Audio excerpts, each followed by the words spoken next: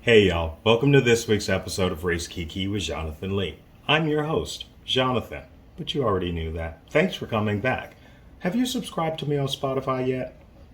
Anyway, this week we had the opportunity of sitting down and having a conversation with Castrata.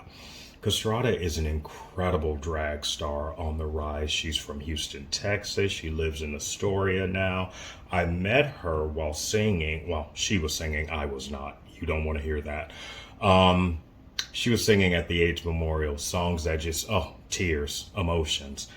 We talk drag, we talk racism, we talk our family. It's a really, really great chat. And if you get a chance, follow Castrata on all the things. Remember, we can't fix a problem we're afraid to talk about. What's the worst that can happen? You learn empathy?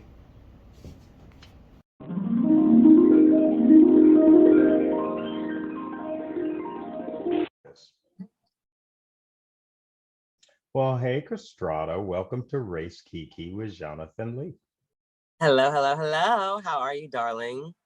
I'm incredible. How are you doing? Oh, I'm just a little under the weather. Getting over the gay cold that has been plaguing New York City, but I'm on the tail Uh-huh. end. So, you know, I've been Mm-hmm. better, but I also was worse yesterday. So there's Well, you hope. probably got it out here in these streets doing all that dipping and twirling and Oh my God. I know. And I was at Fire Island on Monday for the invasion. mm-hmm. And I honestly, that's probably where I got Mm-hmm. it. I'm surprised Surrounded that's by the only thousands of, thing. yeah, gay maskless men. I know my friend was like, "Are you sure it's not gonorrhea?" I was like, "Yeah, I'm pretty sure it's not Mm-hmm. Mm-hmm. Um, that." I'm gonna ask you about that later because I have my personal opinions about Fire Island, but I know that you go there because you got bills to pay. That Anyway, part. mm-hmm. So beautiful, adorable, incredibly talented, Thank drag you. singer extraordinaire. Thank you so Castrata. much. Y'all, if you've never heard Castrata sing, you should. You need to follow her. You need to drink her in. You need to book her for shit. She will sing you songs. She will make you laugh. Anyway, you can plug at the end. But anyway, when did you learn about race? um, I think the first time that I really like understood or felt the dynamics of it was definitely like in elementary school. Um, I had a teacher in third grade who um, was very, I would say, unfairly treating a lot of the Hispanic children in class. Okay. I know it was something that I noticed that I was like, why are we always the ones getting in trouble? Like, Mm-hmm. and like the other kids who were of the same race of the teacher weren't getting in trouble and would get passes on things. And, but like, if, any of us did anything, it was like an automatic disciplinary action. You know what I'm saying? And that's when I started to put two and two together, and I was like, why does this teacher not like us? And the thing was, is I was always so sweet and kind in class. I like to talk a lot, but who Mm-hmm. didn't? Mm-hmm. And I wasn't like bad. I wasn't like getting into all kinds of mischief, but it was just like if we were talking in class, it was like instant mark. You know, when you're in elementary school, you get in trouble. They like change your color or whatever. They like change your color to yellow. That's like a Mm-hmm. warning, and then like red is like they're calling your mom. So yeah, we got in trouble so much, and I really did notice that it was like me and like a lot of the other Hispanic kids in class that really got the brunt of the discipline. Where did you grow up? I grew up in Houston, Texas. She's a Southern gal. My family and I spent a moment. I think I went to the eighth grade in Hmm. Houston. Oh my God, where did you go? Girl, I don't know. Your parents didn't even know each other when I was in the eighth grade. Oh Um, my God, that's not true. Do you know like what part of town you lived in? we were probably closest to a hospital, more than likely the VA, so somewhere downtown. Gotcha. So you were I like somewhere in like Houston ISD, probably like yeah, that district. yeah, and I do remember that the school that we went to was largely divided right down the center with Mm. white kids and Latin kids with Mm-hmm. a sprinkle or two of black folks in it. Yeah, I actually had a very, I would say, fortunate upbringing because the area that I lived in was incredibly diverse. Okay. So I grew up in a very multicultural area. We were like situated right between Chinatown and like the hood. So like the high school that I went to was so actually I went so like growing up I was surrounded by a lot of Hispanic, Asian, Black, Middle Eastern, and honestly the on the bottom of the totem pole was white people. There were Okay. very few white people. Um, It but was when I at the went to same, I'm sorry, was that the same in your school as well? yeah, in school it was majority of like Hispanic and Black, and then like Asian, Middle Eastern, and then like white again at the bottom. But it wasn't until I was like in high school. When I went to high school, it was like a apply only school. It was like a magnet school in our district, Mm-hmm. and so that school flipped the script, and it was 50% Asian people, and then it was like Middle Eastern and Black African and African American, and then like Hispanic people, and then it's still white people at the bottom. Okay. But I was surrounded by all kinds of cultures growing up, which I love now because Mm-hmm. I understand so many different POVs because I was good friends with so many different kinds of people. So that was really I really enjoyed high school for that reason. That's a that's a rarity, and it's an Absolutely. incredible thing to hear that you were afforded that kind of multicultural experience while growing up. Yeah, and we were also because we were kind of like this magnet school where we were all kind of like, we wanted to go there to learn and like be surrounded by like-minded people who were, the good students in class. You know Right. what I'm saying? You had to be special to get in. You had to test in, right? Exactly. You had to apply and you had to like get approved and like, Mm-hmm. your Mm-hmm. grades had to line up and all that. Mm-hmm. So we were all very open-minded people. I came out right before I started high school to my mom, and in high school I was out to all my friends, and I felt comfortable because everyone was very open and welcoming, and we were just like this amazing community of open-minded multicultural people. We had a Muslim student organization, we had a Black student organization, we had like a Latin club, we had everything, and we all blended together. We all did theater and band and everything together. So it was really nice to just be able to experience. I would go to my friends' birthday parties and it would be Vietnamese food, you know. Mm-hmm. Mm-hmm. And now I like love Vietnamese food so much. It's like incredible. It's like one of my favorite, cuisines. So I'm very fortunate to have gotten that experience. That, to be honest, that sounds like a that was all done by design. The Your educational experience testing into this school, the sounded as if the administrators, come on, Thunder, the administrators tailored the student body. They tailored the experience based on the results that they wanted to achieve. Yeah, I wouldn't be surprised if, that they really wanted to keep it very diverse, and Mm-hmm, mm-hmm. they did a good job of that. We also just Now, really didn't have a lot of white people in the area, so but oddly enough, a lot of the white people did end up going to our school because, you know, they felt like it was more of a safer space for them there, you know. Mm-hmm. When did you move to New York? So I moved to New York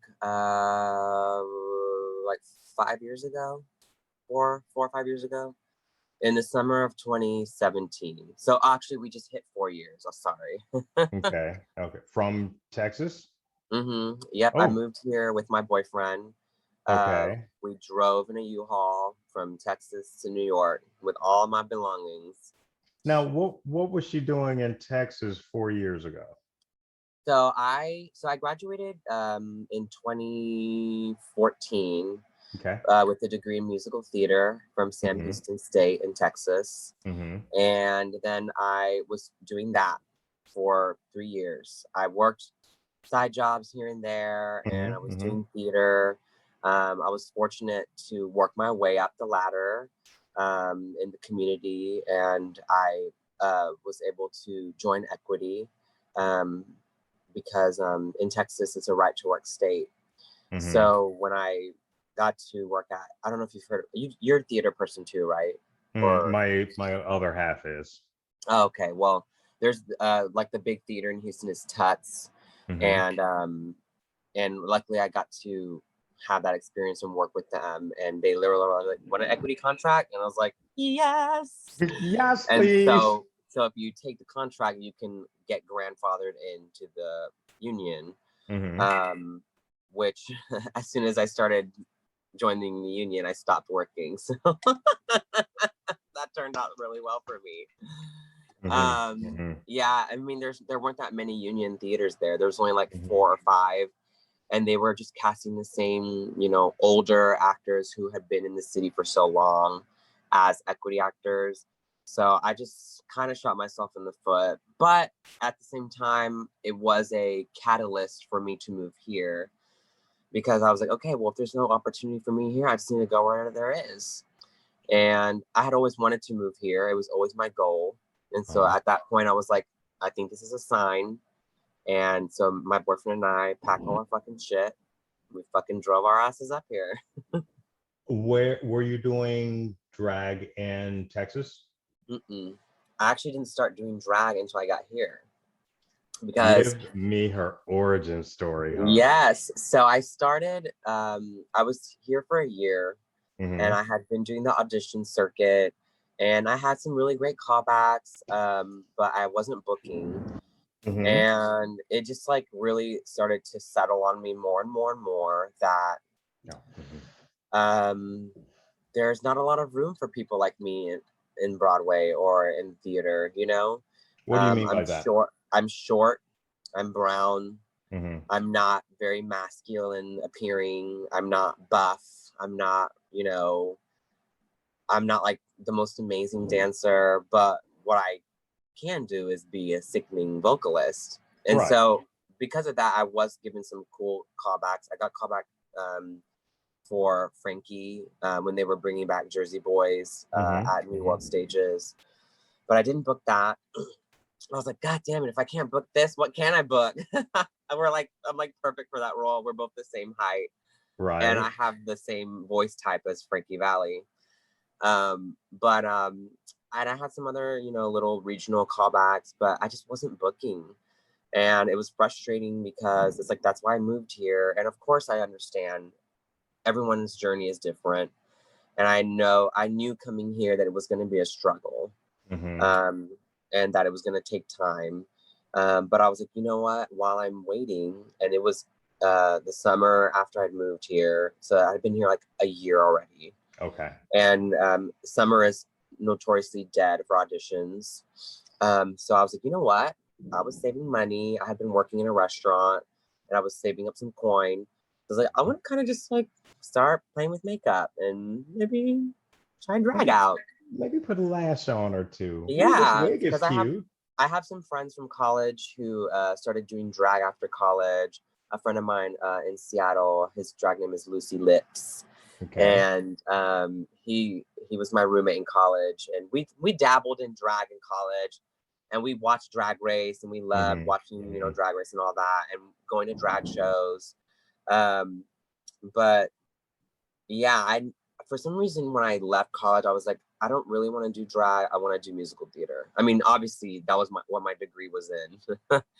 So but like I said, that summer it was slow. I was like, let's try it out. I spent a whole month just working on my mug because I knew that when I went out, I wanted to be passable. You didn't want to get read by these vicious New yeah, York I didn't want to queens. look busted on my first. Everyone looks busted on the first go around. But I was like, not me. I want to be gorgeous. So I worked on my mug for a month. Like and that was back then when it would take me literally 6 hours to do my makeup, Jonathan. I was dedicating half of a day to practice. And I got, I got better and better and better. And then finally I debuted on my actual birthday, which is in September. September what? September 14th. My birthday is September 20th. Yes. Oh my God, this is my mom's birthday. So we're both Virgos. So she's batshit crazy as well? Yes.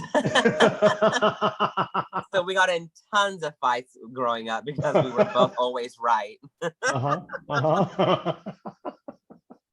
So yeah. So then I went out on my birthday and I literally just went to do karaoke over here at Albatross in Astoria. It's like 5 minutes from my apartment. And it was amazing. I got to sing because it was karaoke night, and people were gagged because I already knew I could sing well, and I sang "Think" by Aretha Franklin, and they were just like, ugh. That's my favorite reaction. Anytime I go somewhere new and I start singing, everyone's like, "Is this bitch singing?" And I have to be like, "Yes, I am singing, baby," on the mic. I have a friend of mine. I lived in Denver for many, many moons. And a dear friend, her name is Venus Sexton. I did a Kiki with her many months ago.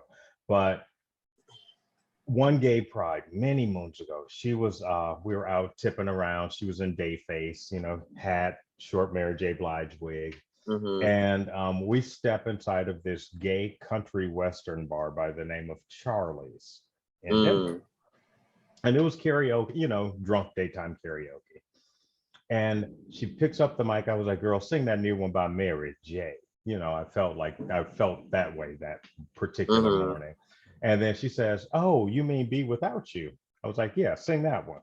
She sang Be Without You, Black Queen, me black, room full of white gays on gay pride in the middle of a country western bar.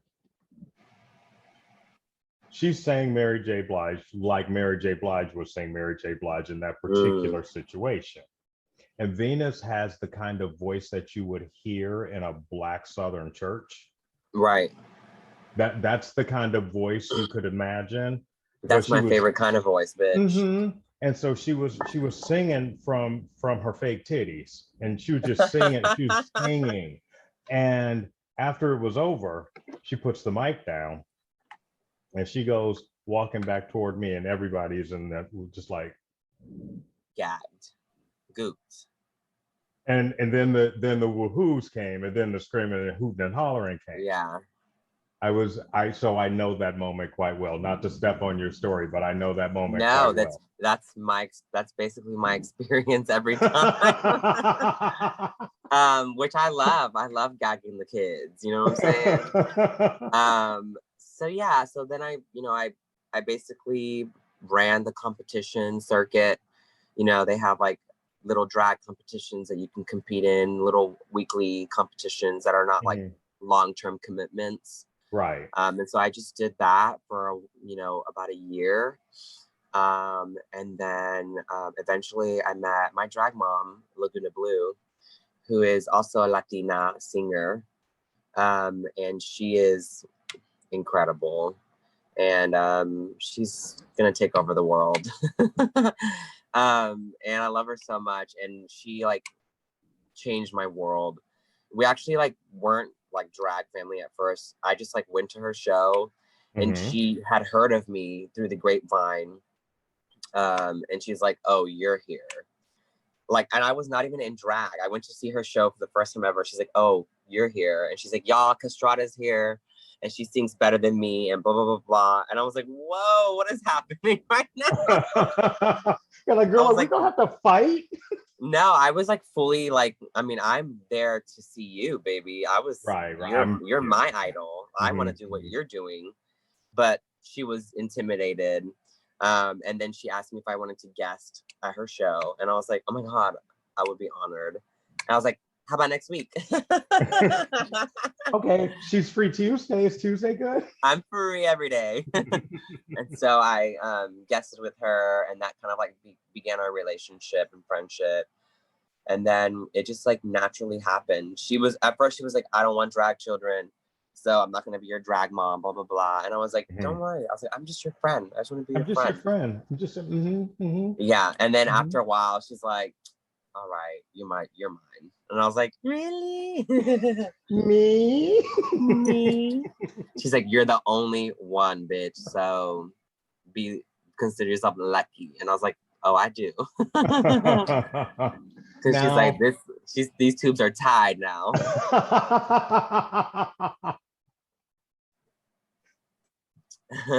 I must know what it's like navigating the very competitive cutthroat world of New York drag. Um, Terrifying.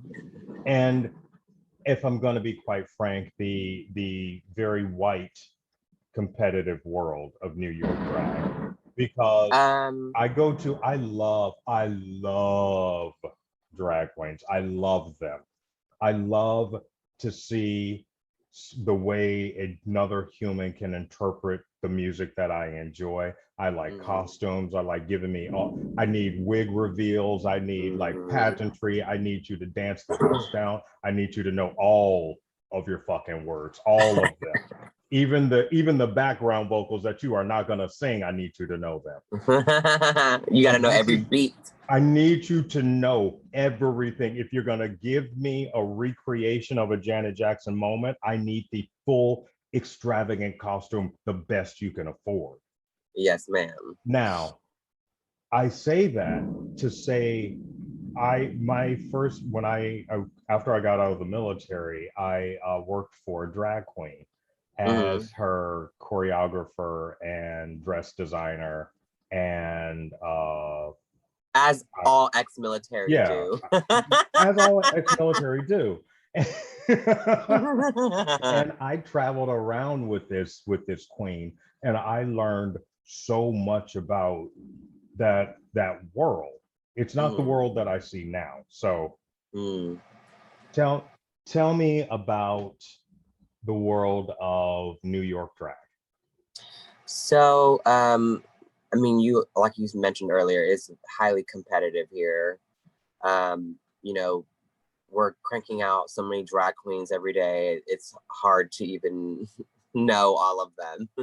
Hard to even keep up. Um, Who are you? And yeah, a lot of them, a lot of you guys, a lot of queens have similar looks.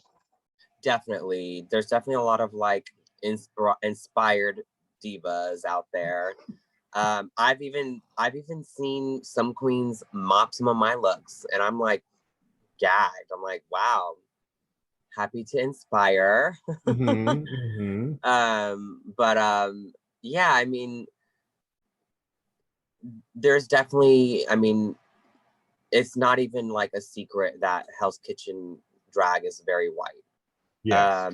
And we had this whole big upheaval, um, during the pandemic when the whole race thing became such a big, you know, hot topic with George Floyd and everything. Mm-hmm, mm-hmm. And everyone started talking about it, which was amazing. I was happy to talk about it. I talked about it with my family extensively because I am very young compared to my siblings and my mom.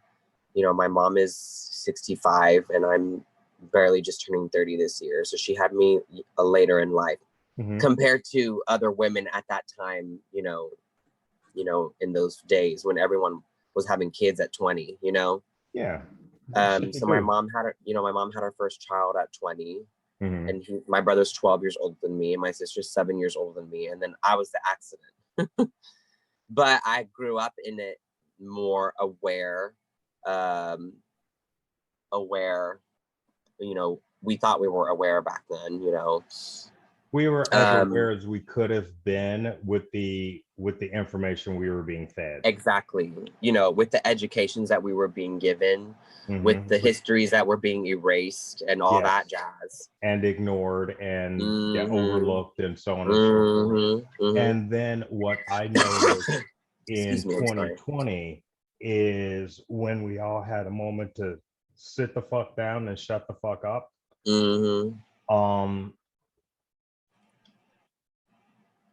The most disturbing thing I saw, and I'll tell you her name once we're not recording, but I saw a queen that I know, white queen, at a George Floyd protest.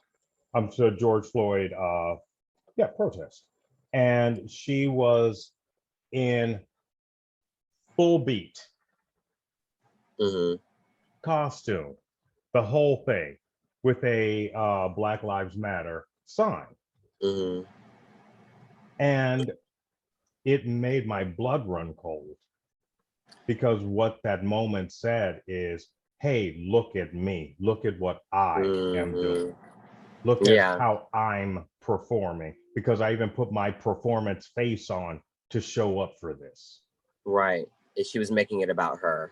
Yeah. And that's what I saw a lot of in the white drag community.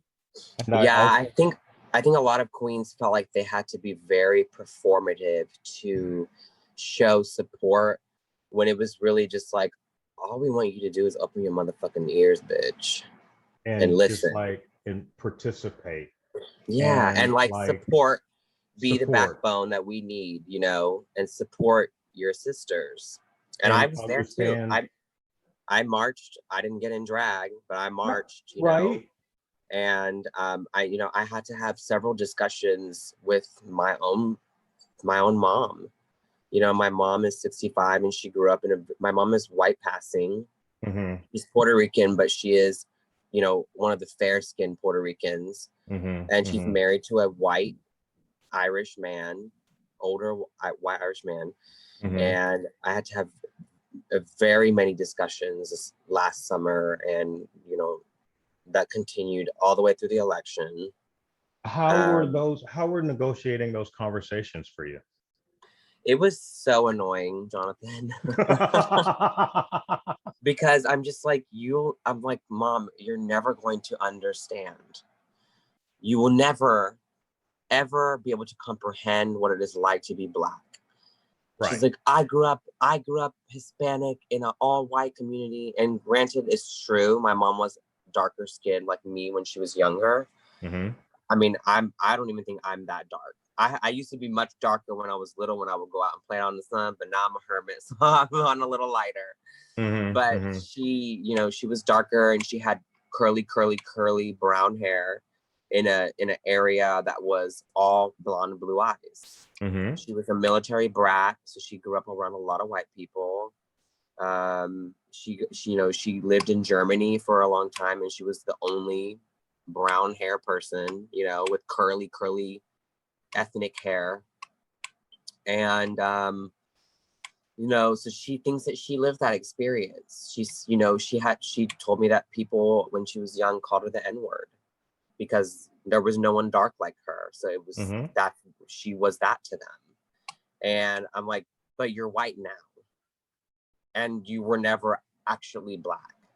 So I'm like, you cannot even pretend or try to fathom the experience that Black people have, because there's just no way. All you can do is listen to them and let them tell you what it's like, and then understand and be there for them.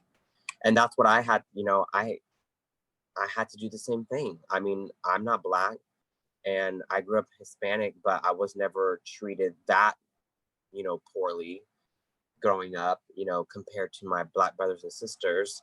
Mm-hmm.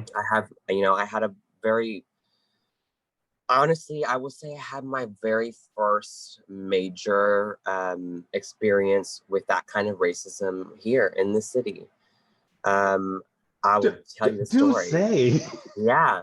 So when I first moved here, I still lived in Astoria, but I lived in like a multi-family house instead of like a building. So it was like Mm-hmm. just three apartments.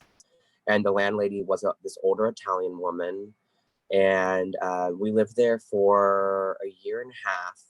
And then my roommates, so it was me and my boyfriend and then another couple who were like friends of ours from college. Mm-hmm. And we kind of like were butting heads with each other as roommates. So they decided they were going to move out early.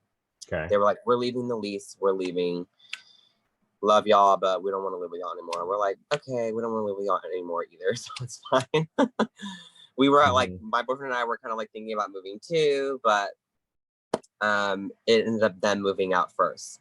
We're actually still amazing friends now, and it's just like some people are just not meant to be roommates. I understand that completely. Yeah, so we were at that point looking for new roommates, and I had another friend of mine from college who is a Black man, and he's very tall, handsome, very charming. He grew up in College Station, Texas, an actor as well. Very, well spoken. He's, like, he's just an amazing person. And he we were going to have him be our roommate. And so we had him send in all of his paperwork and all that. And we had another friend of ours who was also going to move in, and she was a white girl. And so they got all their paperwork together to submit to the landlord.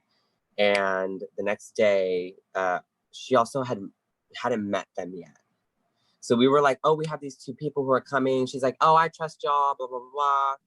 So just send me their paperwork. I just need like just like a bank statement, whatever, and a credit report. She didn't need anything major. And then she met Andrew, who is my friend, the Black man friend. Black man. So I'm trying to be descriptive for you so you know who I'm talking about. And she met him. And then the next day she was like, oh, I need work history. I need blah, blah, blah. I need this. I need that. I need this. I need that. I need this. I need that. I need this. And we're like, okay. Okay. So we told our friends, she wants this stuff. Go ahead and get all this stuff for her. We didn't really put two and two together yet. And then they got all their paperwork in. Everything lined up. Andrew had work history. He was making money. He had a job in the city since he had moved here. And Annie, who had a job, but she was not making nearly as much money as him. Her credit report was not the best. And her paperwork was all kinds of disheveled. There was no organization. It was kind of just all thrown together. And Andrew's was all organized in a folder. It was with the brads and hole punch and everything. And she didn't approve him.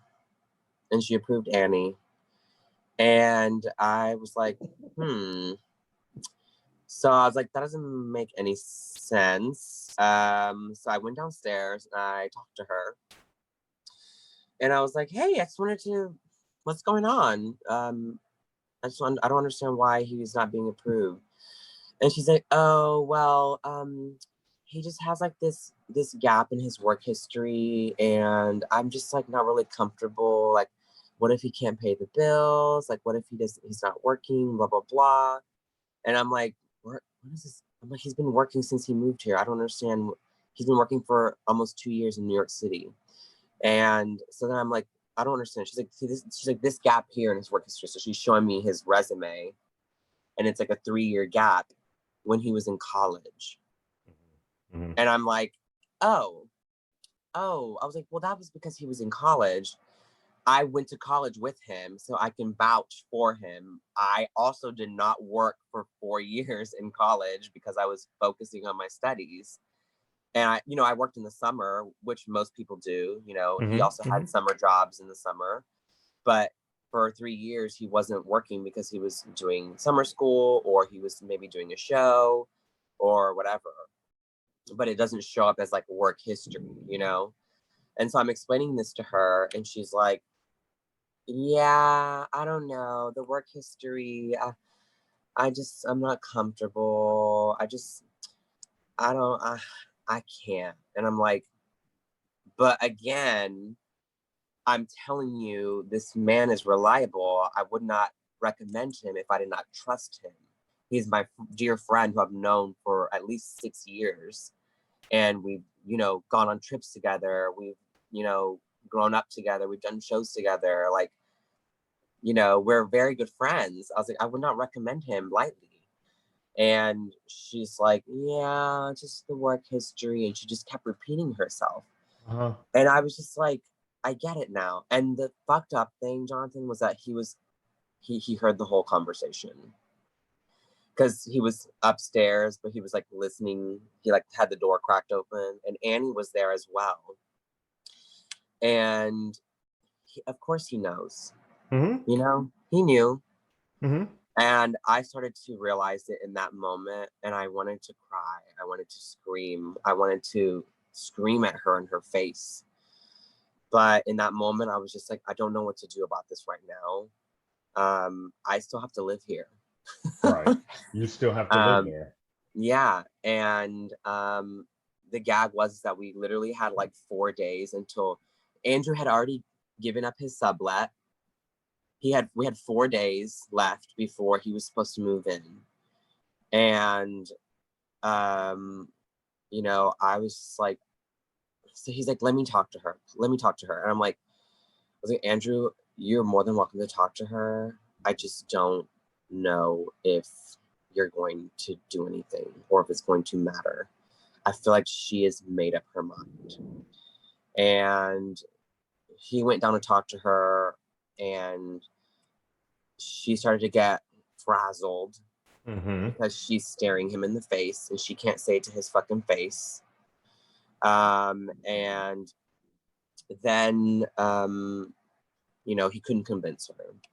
So we go upstairs and we're all just like flabbergasted, speechless. That was my first time staring it in the face. And like I said, I'd never had anything like that happen to me before, that extreme. And it was so just like fucking awful. And I was just like, I don't know what to do, Andrew. I was like, I mean, we could get a lawyer involved. We can get some kind of legal action involved. But honestly, I'm like, do you want to live here after knowing that? Why would you want to live here? And he's like, of course he's panicking at this point, Mm-hmm. because he has no place to live. And fortunately, we did have a friend who had an extra room, and they were planning for a wedding, so they wanted to save some money. And she was more than happy to have him live with her. And so we were able to get him to live with her. And after that, Annie ended up moving in with us. And I was so disgusted by her actions. And we had 1 month left on our lease. This was in November. And I was like, I don't want to live here anymore. We're moving. I was like, I'm not going to support this fucking vile, atrocious woman. I do not want to give her my money. She's a fucking bitch, and she can rot in hell. And so we fucking saved our coins. I worked my ass off that entire month, and we moved out with a month notice. And I told her. And also the shitty thing was that after that incident, she was being very rude to us. She was very complaining and like banging on the ceiling and being like, "Y'all are too loud," blah blah blah. And then being like, "Oh, we never really had these problems when Ryan and Sarah were here, the old roommates that we had, and they're both white. They had everything under control ever since they left. Like y'all been." And I'm like, you know what, Dukes. So I was like, hey, just letting you Jesus know. I Christ. was like, just letting you know, we're moving. And she's like, really? Okay. I mean, you guys were, I never really had any issues with you before. It's just recently, but I like you guys and I trust y'all. And I'm like, we're moving. Sorry. Bye, And we moved girl. out. Uh-huh. We moved 2 blocks down the fucking street, bitch. You I see her said, at the grocery bye. store and shit. I'm not changing grocery stores. I use the same laundromat, the same grocery store, bitch. And I was like, I'm done. We're done with you. And we moved out, and I've never seen her. I have seen her a couple times on the street, but it was during mass time, so like she couldn't recognize me. But every time I see her on the street, I'm just like, ugh, when are you gonna die? I'm just kidding. But the sad fact is she's not that's not an unusual story. No, and I learned that after experiencing that, talking to a lot of people after that. I had heard that apparently a lot of older Italian, people are racist, and a lot of older. I mean, that's just in general. A lot of the older generation people are just fucking racist. A lot of people are racist, Yeah, be it not even just intentional Italian. or unintentional. People, especially people raised in this country, we've been raised with a certain level of racism in us already. And it's up to us the minute we learn something, we're like, wait, that doesn't make any goddamn sense. Yeah, and I will be very, very honest with you. There were things now looking back in my childhood that I learned that were racist as well. Well, if you were It was just educated in it's the little Texas, things. It's the little things like locking the door on the street when there's a black man on the corner. My mom would do that, and that's something that I found myself doing, driving too. Not even with just black people, but also with just people on the street in general, just being safe. But it was something that I noticed, was like, am I doing this because this person is black? And my mom, like I said, is white appearing. And my mom also had a childhood trauma. When she was much younger, her mother was sexually assaulted by a black man. And so that really stuck with her growing up. And she retained that fear and anxiety. And growing up, and this was a conversation we had many times this past summer. She was always like, my mom was raped by a black man. My mom was raped by a black man. And I'm like, it could have been any man, Mom. If you believe in the argument that, or if you believe in like the logic of not all Muslims are terrorists, then you cannot, you can't say that all black men are rapists. You can't say that all black people are like bad or whatever. You can't. That doesn't even make any sense. Yeah, I was like, you can't. I was like, the logic is not there, and I know you're a logical person because you're a Virgo, bitch. So, so like, where's the logic? Right. And that was my POV the whole time. I'm like, you need to be more understanding. Stop letting your past get in the way. I was like, this is not. You can't be like that anymore. You need to understand that just because your mom was sexually assaulted by a black man, it does not mean that all black men are going to sexually assault you. But at the same, and that's an absolute true statement, but there's also that trauma there of her witnessing that. Yeah, well, she didn't see it, witness it, but I mean, she was, her mom, of course, came home after, and I'm sure they were aware of it. She became aware of it in a way. She did not witness it. And through the telling of the story, if when we are all children, when our mother tells us something, we believe it as law. Oh yeah, because period. Your mother is God in the eyes of a child. So exactly. Everything and no matter how law. old that child is, your mother, you're all like, until you're like, but Mom, let's put these two and two things together, because, and not discounting your grandmother's trauma at all, but there's there are layers there that still need to be unpacked, especially in the Yeah. telling of that story. We tend, even when we're telling stories of our own lives, in some cases, especially during the traumatic parts, we have a tendency of glossing over details and focusing on Mhm. other details and demonizing things and Yeah. justifying other things for things. And Mhm. that's all I'm going to say about that. And the gag is that later in life, my grandma ended up being in a relationship with a Black man. He was Afro Latino. And I'm like, if she can get past it, you can. You can get past this, Mom. Calm down. Yeah. So, we had a lot of really, really intense conversation between my siblings and with my mother. Because, when all the riots and everything were going on, she was like, she, along with the other half of the country, was thinking, the damage, the why the chaos, why the looting, why this, why that, why they're hurting Black businesses, they're hurting Black business owners, and blah blah blah blah. And I was like, Mom, they are hurting, period. Yeah, Black folks are hurting. I was like, you And don't understand. I was like, because you'll never understand that the systematic racism in this country is the way this country is set up is to keep Black people down and not make a play. Well, what about Oprah? Well, what about blah blah blah? Okay, the exception, there can be exceptions to the rule, but does not mean that the rule does not exist. You know what I'm saying?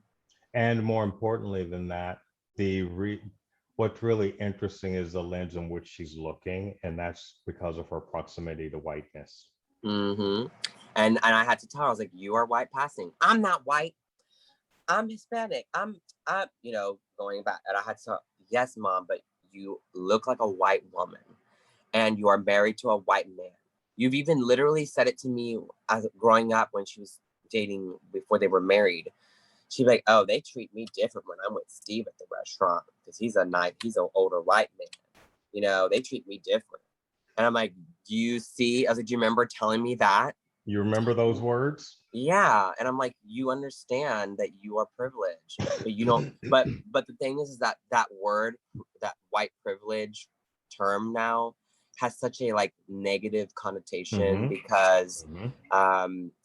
it's thrown around as like, oh, you're racist, white privilege, racist, white privilege, racist. And so now anytime anyone gets called white privilege, they're like so offended that I'm not privileged. I grew up poor. I grew up this. I grew up that. It's like, it doesn't have anything to do with how you grew up poor or your money. It's all about how people see you and perceive you and the judgments that they base solely based off of the color of your fucking skin. Like right off the bat, they form these opinions in their head. You know what I'm saying? And I mean, of determine your course, you know worth what I'm saying. based on them. Yes. Yeah. And I was like, you'll never understand that. And that was the hardest thing for her to come to terms with. What's really interesting about that is even you as a Latin human, I'm certain that you walk around the world and you notice the clutched purses and Oh, the yeah. uncomfortable moments and the being followed around stores and the are you oh Mm-hmm. you speak English very well, the whole things. Where are you from? Mm-hmm. Where are you really from? No, where are your parents from? Yeah, Conversation. and also another thing about me too is that I don't speak Spanish. I So have I really stick out in friends. that community too. Why is that something that you purposely do not do, or is it something that wasn't? No, I think what happened, well, and I know what happened was my parents divorced when I was very young. Mhm. My dad is Mexican, so I'm half Puerto Rican, half Mexican.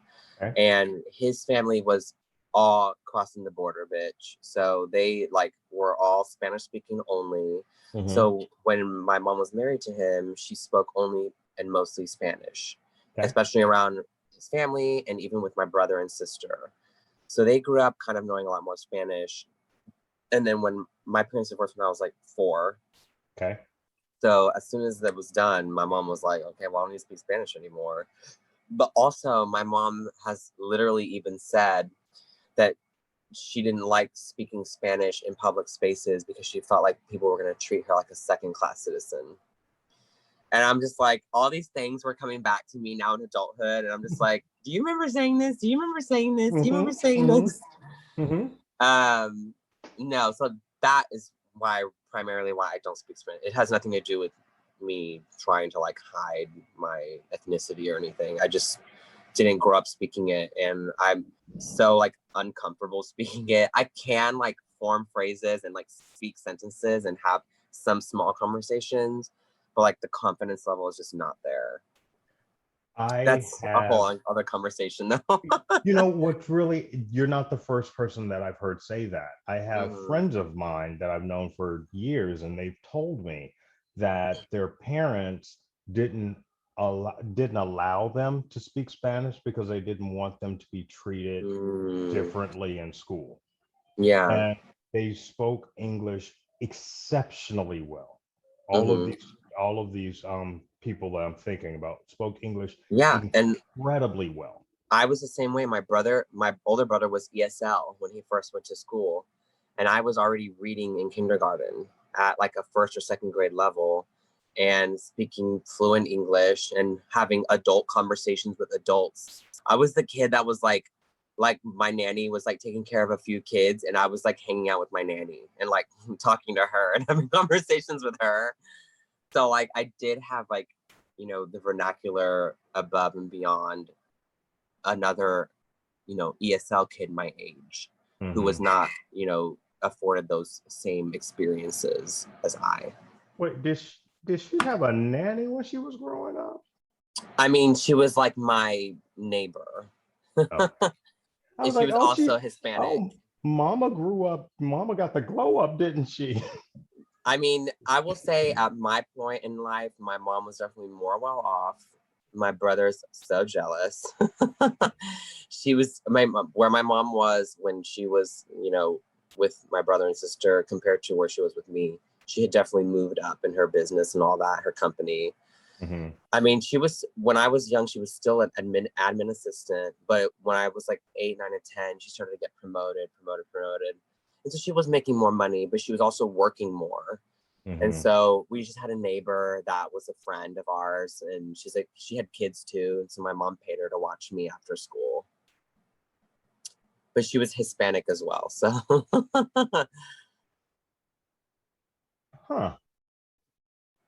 But she spoke mostly English as well. She was very similar to my mom.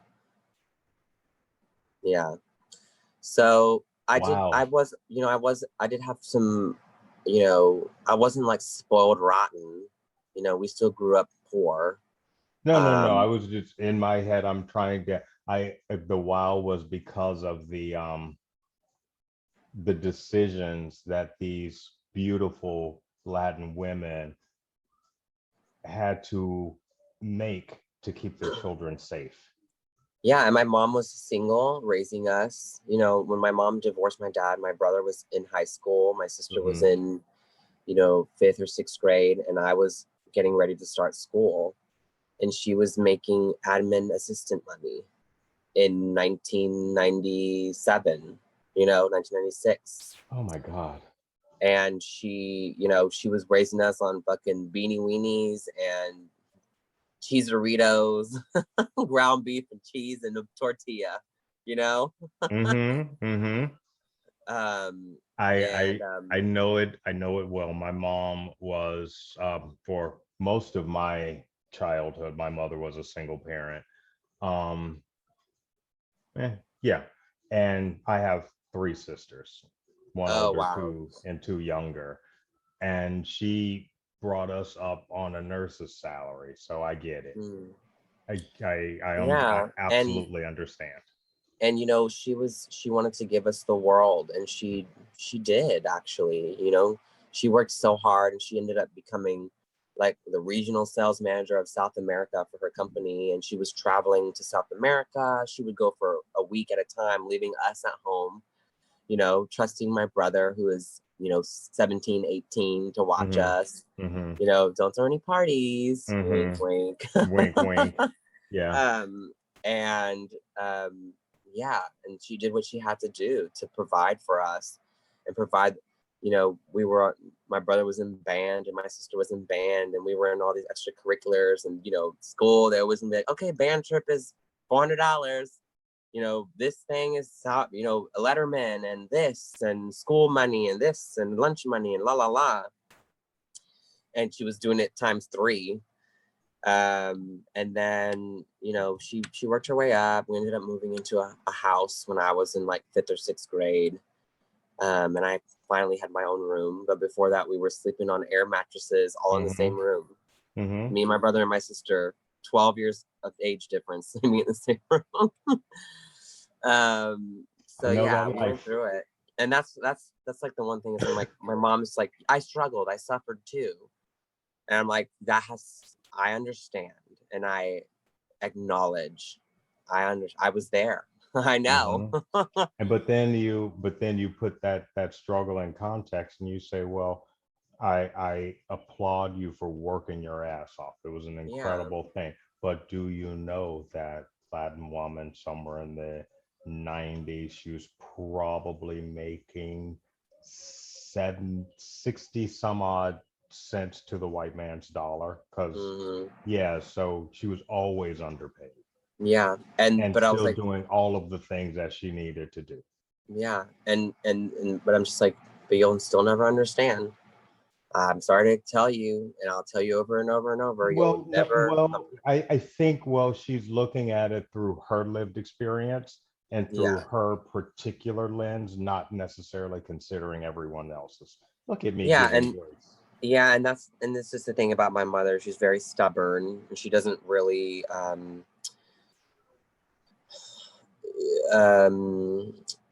know how to put herself in other people's shoes that well. She's very, like, I don't want to say self-centered, but like, she's just very like blinders. We have that tendency. That's something that we've also been trained to do that in this country. And that is part of white privilege. Yeah. You know? Yes. You have that privilege to be able to live your life with blinders. Yes. You know? And you don't have to see the inequities of the world because your skin is white. Yeah, they don't affect you. They have, if with your blinders on, I don't see anything that I'm not focused on. Absolutely. Now, back to my original question. Yeah, we deviated big time. That's all right. You're such a fun person to talk to. Oh, good. Now, talk about New York drag. Go. Okay, I'm not even going to interrupt this time. I probably will. Go on. So, drag and racism in the community. Yes. So, I will say myself, I have not personally experienced any kind of racism doing drag. Okay. I will say while I am Hispanic, I do think I am more fair-skinned. I'm more olive brown than like dark Aztec, you know, Hispanic brown. I can get that dark, but I don't go outside. So, you know, it's kind of like Laguna. Laguna is half white and half Mexican, and she's very fair skinned, but she, you know, very much still identifies with her Latin culture, and she puts that at the forefront because, you know, that is her identity. And, you know, she loves that part of her heritage. So, but she also acknowledges that she is very white appearing. Honestly, I think she's more Latin than she thinks she is, like appearance wise. But she's very conscious of that element of her existence. But you know, we had the big conversation in the community when, you know, everyone was just like, well, Hell's Kitchen is very white. You know, it's the white gays for me. You know, they, you know, the bars were hiring dominantly white queens. And, you know, we had this big conversation within the community, and there was Bob the drag queen had like the Black queer town hall. with Peppermint and Monet and a few other, you know, Black legendary drag queens. And we did, you know, I will say, I think they're doing a much better job now. There are many more opportunities to see a Black drag queen in Hell's Kitchen. Really? Yeah, you'd be surprised. I mean, I don't know how much you've been going out lately. There's still like I mean, I would say honestly, I guess it's just the queens that I hang around the most are all ethnic queens. You know, like when I think about the girls who have like the shows in Hell's Kitchen, I think of Jasmine Rice. I think of Laguna. I think of Britta Filter. I think of Janelle Number 5, who is she's a Brooklyn girl who they've been bringing now back over to the Hell's Kitchen side, and she brings like Candy. She brings Candy along a lot. You know, Candy Muse, and you know, they have Tsunami Muse, who's Candy Muse's drag daughter, and she's Chilean. She's Afro Latina, and she has like a show now in Hell's Kitchen, and they've definitely been trying.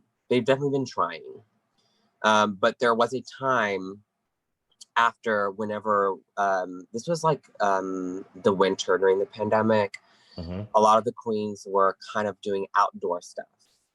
I don't know if you saw or had been doing outdoor drag shows. But we were working outside, bitch. We were making it work because we were poor.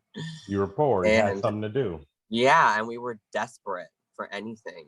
You know, we're performers. That's where we live. You know, that's where our fantasies and our dreams are. So if we're not on stage, you know, we're withering away. So there was a moment in time where some of the clubs were doing outdoor stuff, and they were bringing back a lot of the old crew.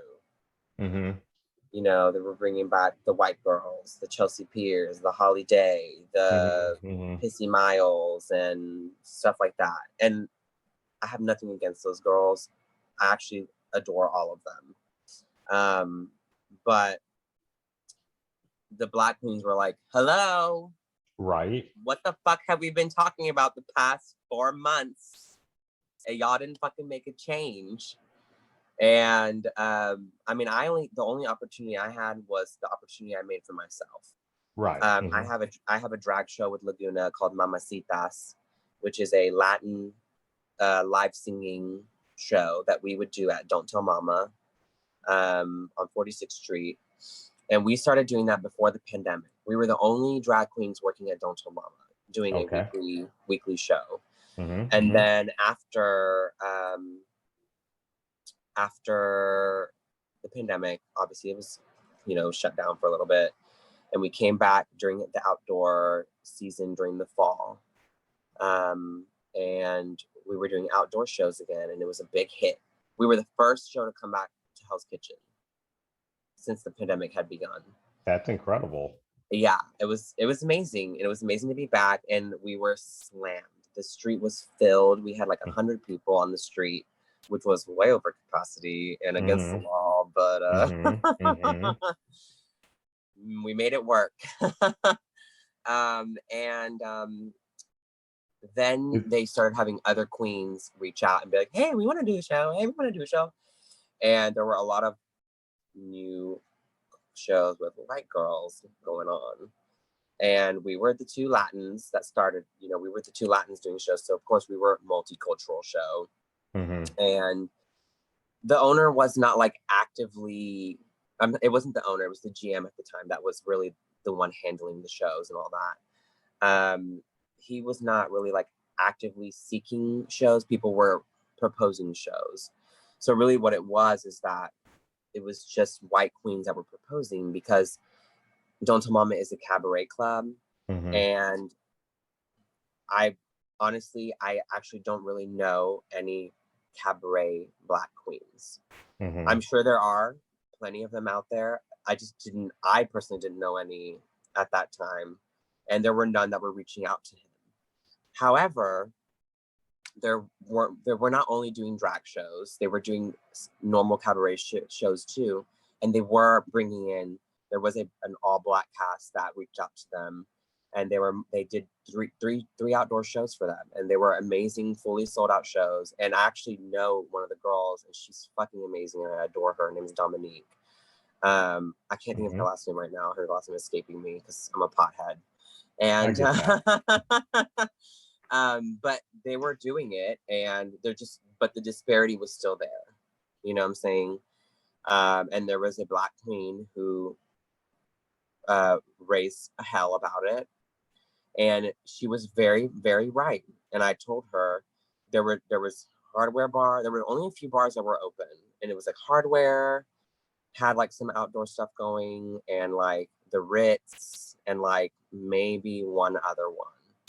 And she was just like, I'm still not seeing any black queens in Hell's Kitchen. What is happening? And I was like, you're so right. You know, I was like, while I don't think Don't Tell Mama is a part of that problem, because they are also employing other black artists, not just drag queens, they're employing other black artists as well. And also employing multicultural, not just black, not just white, Hispanic, Asian, et cetera, et cetera. They're trying. In my opinion, I think that Don't Tell Mama was trying. Okay. In a world where Don't Tell Mama is not even a drag bar, you know? And they were trying. Yeah, and they were really trying to like bring the dolls out and entertain the masses as much as we could, you know? Because they were one of the few people who could, you know? They had the cabaret license to do it. That was the thing too. Some people didn't have the proper licensing to be doing shows and stuff like that.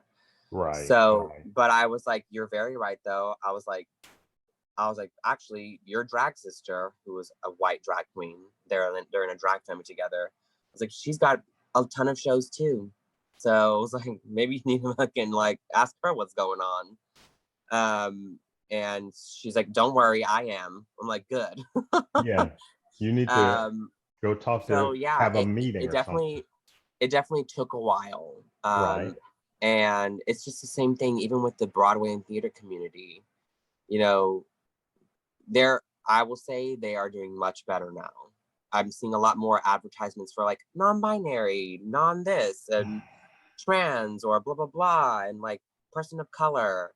But it's almost like performative a little bit. Yes. It's like, oh, now we're just doing this because we have to. We have to check the box. And that's what it feels like. We have to check the box. Now, before we move off of drag, oh, good. The storm moved. Oh, good.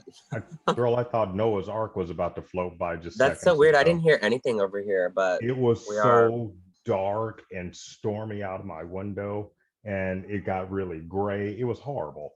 Anyway, Fire Island drag and Fire Island, because I've lived here for roughly 10 years, give or take. Well, next year it'll be my 10th year. And I've gone to Fire Island just the one time. Once was enough. I am never. It was.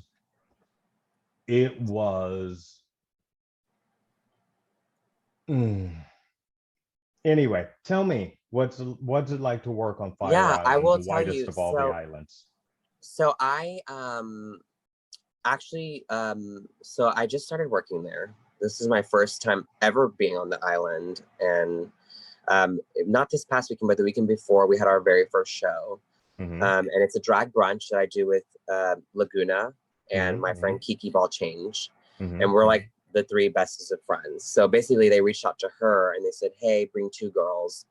And she brought me and Kiki. And we started doing the show on Saturday, and it was fine. I was just like, I'm so used to being around so many white people because I do work in Hell's Kitchen a lot and on in the Christopher Street area. And I've also worked on prior to this, before the pandemic, Laguna and I did one of the Atlantis cruises, which is hella white. hella white. And I was like, wait, you mean the gay cruises? Yeah, it was the biggest one, the Oasis. The floating bathhouses. I get you. Yep. Yeah. Mm-hmm. Literally Syphilis on the that. water. Yeah, I get you. Yes, ma'am. Very that. I was gagged. I had never been around that community like that. You're like, I grew up ew, in a ew. I grew up a very sheltered gay. Mm-hmm. I was very shy. You know, I turned 18 and I went to a gay club and I, had fun and I was dancing, but I wasn't like on Grinder. I wasn't, in the hookup culture.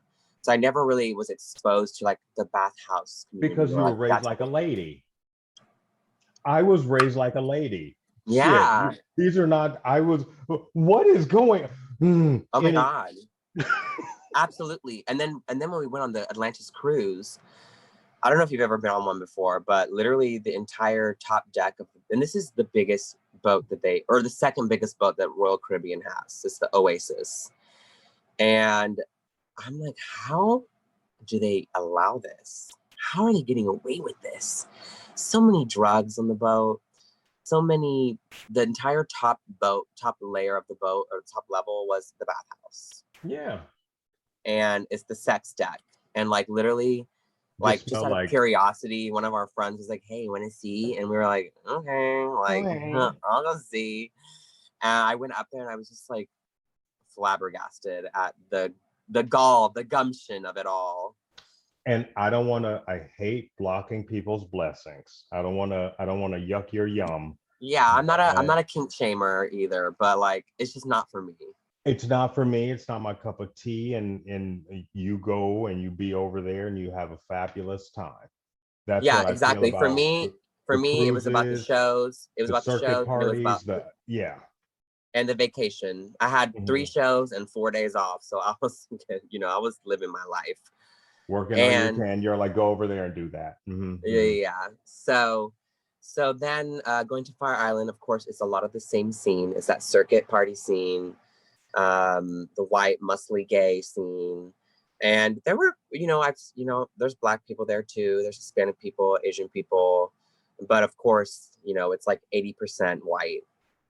Um, and I mean, I guess the main shows on the island that I know of, I know Pixie Aventura has a show, and I she's like like one of the her. major. I love her so much. I I like love her so much.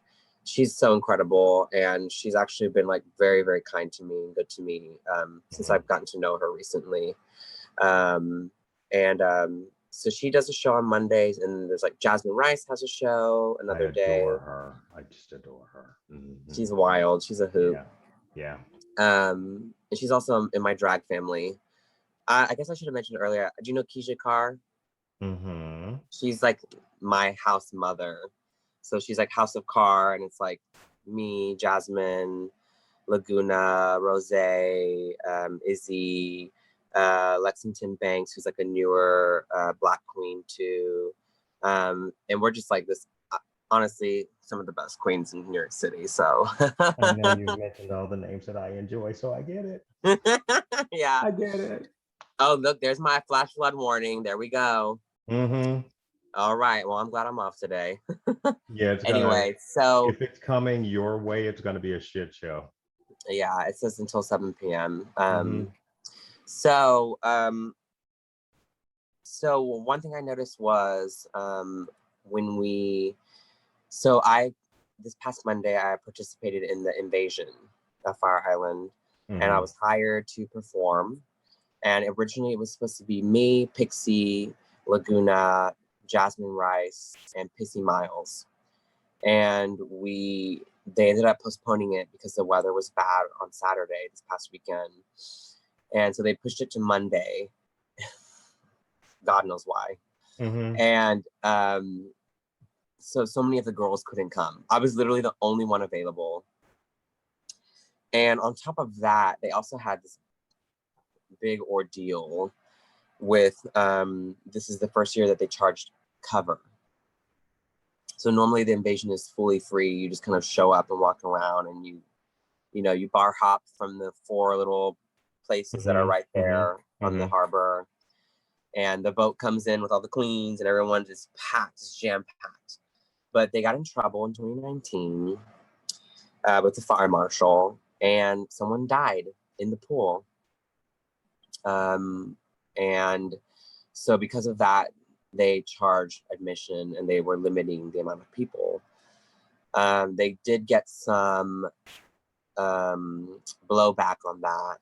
People saying, oh, this is about inclusivity, way to make it more exclusive. It's too expensive now, blah, blah, blah. And I was like, oh God, there's clearly something else going on here. You know, to me, I'm just like, I don't know what's going on. This is literally my first time fucking doing any of this shit. So I'm just going off of what they say. Where is my check? That part. Yeah, and where is my check? And while I do believe in the validity of the fact that they were trying to limit the amount of people, but I can't really speak on the inclusivity thing because one, have never been there, and two, like I said, have really not really experienced any kind of racism in that way. So, you know, I took the opportunity to, I reached out to, well, it was me and Bubbles. I don't know if Bubbles DeBoop is like the resident drag queen on Fire Island. And she's like literally there the whole summer. And she has like her show. It's like Show Tunes on Sundays or something like, I think that's what it's called. And it's like one of the biggest shows of the week. And she's a white queen. And I was like, hey girl, I was like, do you want me to reach out to some people to see if I can bring some girls with me? And she's like, please. So I took the opportunity to bring in some color, baby. And I brought in, I reached out to all queens of color first and foremost. Because I was like, it's time to get some melanin on Fire Island, bitch. Right. And so I brought in my friend Tina Twirler. Who's I love her.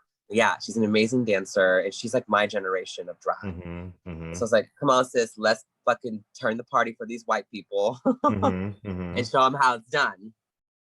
And then I reached out to some other queens too who were unavailable, unfortunately. So it ended up being me, Tina Twirler, and Bubbles, another queen named Misogyny, who is a good friend of mine, and another queen named Bootsy. You know Bootsy LaFerris, or have probably heard of her. I know her, and I think I know Misogyny. Misogyny, she's at Playhouse on some days and Pieces on another day. I feel like I know. I feel like I've seen her perform. She's like a tall, like fairly thin, but like kind of muscular white queen. Very funny and campy and like I think raunchy. She's a very good friend of mine, and I adore her.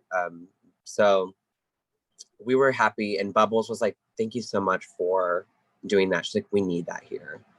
I'm like, well, I mean, you're the talent liaison. Like, I think she just doesn't know. She doesn't know any black queens to bring over. I don't know. She also was not in charge of booking originally. It only became her task when everything fell through the fucking, all the plans fell through. And at that point, the guy who was booking was just like over it. And so she's like, well, I guess I'm organizing it now. So ask whoever you want. I was like, you're like, I got this.